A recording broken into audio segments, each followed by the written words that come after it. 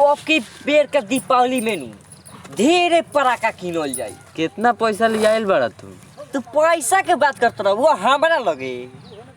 अरे भाई गलती हो गई हमरा से, अब ना पूछे। तारा ई बात मालूम होके के चाहिए कि हम 1000 2000 रुपया का कुछ ना बुझे नहीं कुछ ना। हाँ चलो अभी गाड़ियों साफ कराओ के बा। ए भैया रुको लो, हम चलत तनी। कहाँ? पटाखा किने। अगले बेर हमारे पापा रहलन तो हमरा के ढेरे पटाखा किन के ले आई रहलन। वो सब कुछ नहीं किसा जानत। ते ही बताओ कि अब की बार कितना पैसा ले आइल बड़ी? हई सब बीन के बेचनी है नु तो मुझे 20 रुपया मिलल बा। ते 20 रुपया में पटाखा किनबी? तेरा कब बारे हमने के संगे पटाखा किने के? चल बक।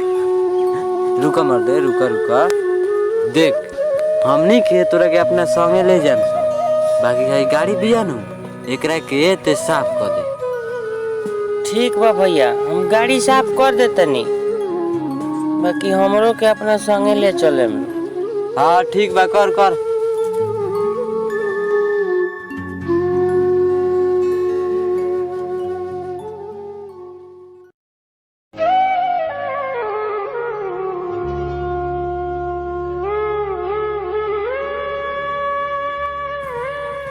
दिमाग तो सही लगेले बड़ा हो। 20 रुपया में 4 गो सिगरेट हो जाई।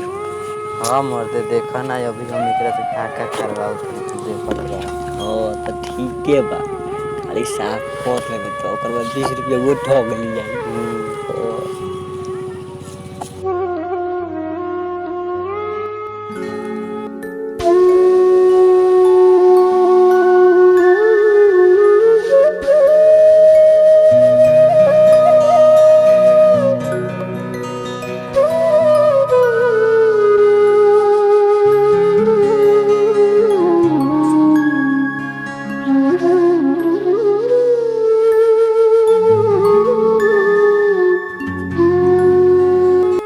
भैया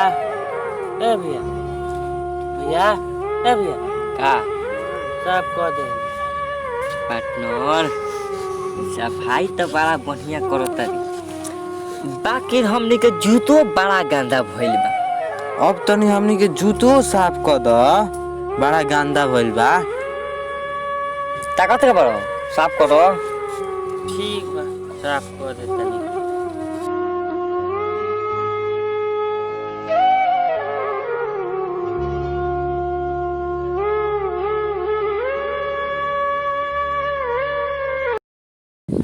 भैया लोग के जूता साफ कर दे। हाँ ले चलम सब, बाकी हमनी जौन काम तो तन करबे नु। हाँ भैया रोरा लोग जौन कहन तौन करे।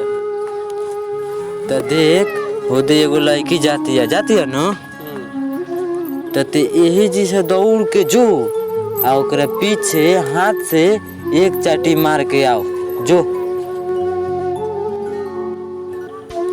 जो जुनर जो जात काहे नहीं खीस? हम ना जाम, तू लोनी नु हमरा के नीमन बात नहीं खोलो सिखावा। चला हो इना जाए, चला भाग जल्दी भाग। जो जाके ढेरे पैसा ले आओ, तब जाके हमनी से भेंट करिए। जो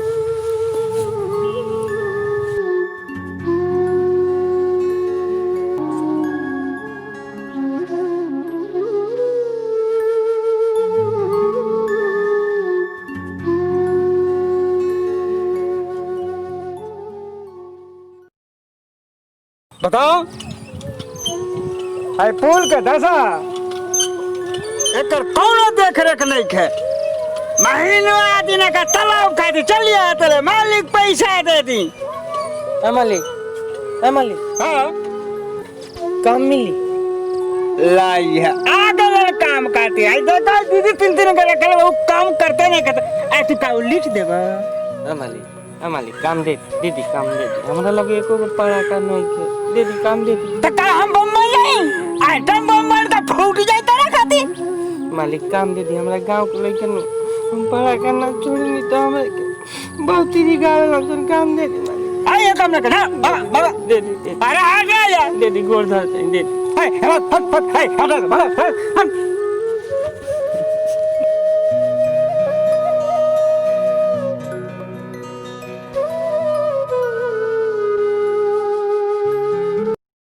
माल लूट गए 20 रुपए में 2 पैकेट नागिन छाप पराका लूट गए ये ओने कहता लूट गए माल लूट गए आवा है ना से ले जा ये पराका हम 3 साल से बेचा तनी ए मालिक का रे काम मिली काम चाहिए हाँ कल दीपावली हवे पटाखा किने के बाबे आ कपड़ों किने के बाबे अच्छा कोनो काम कर लेबे न हाँ हम कौनो काम कर ले अच्छा रुको हैला पराका आ गांव में ले जा घुमा घुमा के बेच तब आओ तो हम शाम के तरह का पैसा देते नहीं